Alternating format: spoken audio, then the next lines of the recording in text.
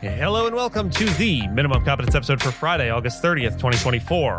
I'm your host for today, Andrew Leahy, a tax and technology attorney from New Jersey. On today's episode, we have Disney and DirecTV's urgent negotiations, Coca-Cola's sustainability lawsuit, Elon Musk's clash with Brazil's Supreme Court, Amazon's first unionized warehouse, and AT&T's 911 outage fine. Let's remember, it must be September, July's sun has disappeared, and read today's legal news. On this day in legal history, August 30th, 2001, the International Criminal Tribunal for the former Yugoslavia, or ICTY, announced that former Yugoslav President Slobodan Milošević would face charges of genocide, marking a pivotal moment in international law.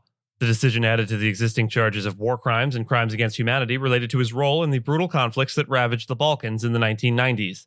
Milošević, who sought to prevent the breakup of the Yugoslav Federation through violent ethnic campaigns, was accused of orchestrating mass atrocities, particularly against Bosnian Muslims during the Bosnian War. The genocide charges centered on his alleged responsibility for the Srebrenica massacre, where over 8,000 Bosnian Muslim men and women were systematically executed by Bosnian Serb forces. The ICTY's indictment of Milošević was historic, as it is the first time a sitting head of state was charged with genocide by an international tribunal. The trial, which began in 2002, was a complex and lengthy process, reflecting the gravity of the accusations and the challenges of prosecuting such high-level war crimes. Although Milošević died in 2006 before a verdict could be reached, the charges against him underscored the international community's commitment to holding leaders accountable for genocide and other severe human rights violations. Walt Disney and DirecTV are urgently negotiating to renew their distribution agreement before it expires on Sunday.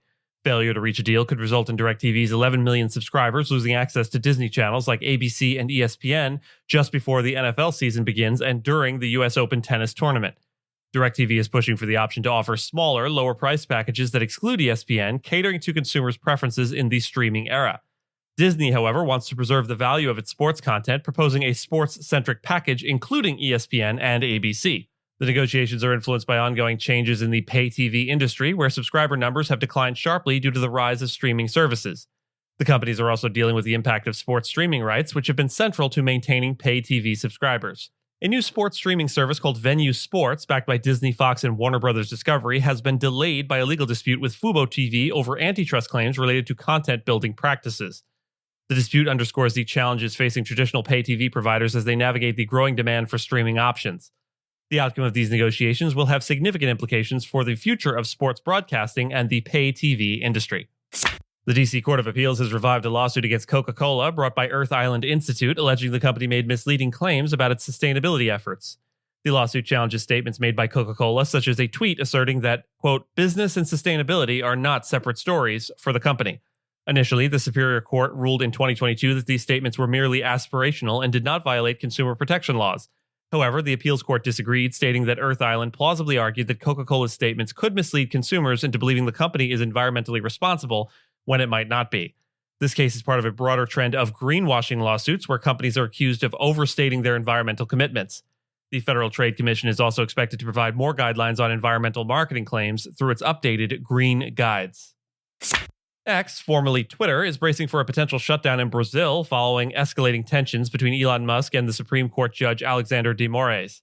The conflict intensified when the court froze the bank accounts of Musk's Starlink satellite firm after X failed to appoint a legal representative in Brazil by a court-imposed deadline. The dispute stems from Moraes' order to block certain accounts on X accused of spreading misinformation, which Musk condemned as censorship. Musk responded by criticizing Moraes publicly and offering free internet access to Brazilians via Starlink. The legal battle could result in X losing access to one of its major markets, as the company has already threatened to shut down operations in Brazil due to what it describes as censorship. The situation reflects broader concerns over freedom of speech versus compliance with local laws in digital platforms. Amazon lost its bid to overturn unionization votes at its Staten Island JFK 8 warehouse, solidifying it as the company's first unionized facility in the U.S. The National Labor Relations Board, or NLRB, dismissed Amazon's objections to the 2022 election, where workers voted 2,654 to 2,131 in favor of joining the Amazon Labor Union, or ALU. This ruling certifies the election results, allowing the ALU to represent the facility's roughly 8,000 workers. However, Amazon plans to appeal the decision, arguing that both the ALU and the NLRB interfered with the election. Despite the ruling, Amazon may refuse to bargain with the union, potentially leading to further legal battles. The NLRB has already accused Amazon of stalling contract negotiations and retaliating against union supporters. The decision faced dissent from the NLRB's sole Republican member who argued that the union's actions, including those by its founder Christian Smalls, illegally coerced workers into voting for the union. AT&T has been fined $950,000 by the FCC for a 911 service outage in August of 2023, which affected parts of Illinois, Kansas, Texas, and Wisconsin. This is the latest in a series of similar outages, including 2 earlier incidents in 2024 that disrupted 911 services across multiple states. The most recent outage was caused by an independent contractor who unintentionally disabled part of the network during unscheduled testing. Despite AT&T's vast revenues and close ties with the U.S. government, which includes significant tax breaks and deregulation, the company has struggled to maintain reliable 911 service. These issues come amid broader concerns about AT&T's network security, as recent hacks have compromised the data of over 73 million customers. Critics argue that the government's lenient oversight and generous financial support of AT&T have contributed to its ongoing performance problems, including these critical service failures. And with that, and as always, I thank you so much for listening to Minimum Competence, your daily news podcast for lawyers. If you're looking for more than Minimum Competence, links to further reading on all the topics touched on today are in the show notes. And reviews go a long way towards helping new listeners to find our show. If you have a moment, leave a rating or review on your podcast player. We'd sure appreciate it. And if you know someone that might be interested in a story we cover, consider sending them the episode. But remember, nothing here should be construed as legal advice, because it is certainly not that. Minimum Competence is available at minimumcomp.com and wherever you get your finely crafted podcasts. If you haven't checked out the website in a while, give it a look. There are complete transcripts and resources for each episode and its corresponding segments, as well as an opportunity to receive new episodes in email, newsletter, form. We'll see you back here on Monday, and until then, note, we are continuing our stated aim to close out the week of shows with a musical piece to feature. That will make these Friday episodes seem especially long. We hope you'll stick it out and enjoy the featured piece, but if music, and specifically classical music, isn't your bag, we get it. Our mouth sounds unrelated to the week's closing music ends here. This week's closing theme is by Georg Bohm. This week's closing theme brings us into the contemplative world of Georg Bohm, a prominent figure in the German Baroque era. Born on September 2nd, 1661, Bohm was a distinguished organist and composer whose works deeply influenced the musical landscape of his time.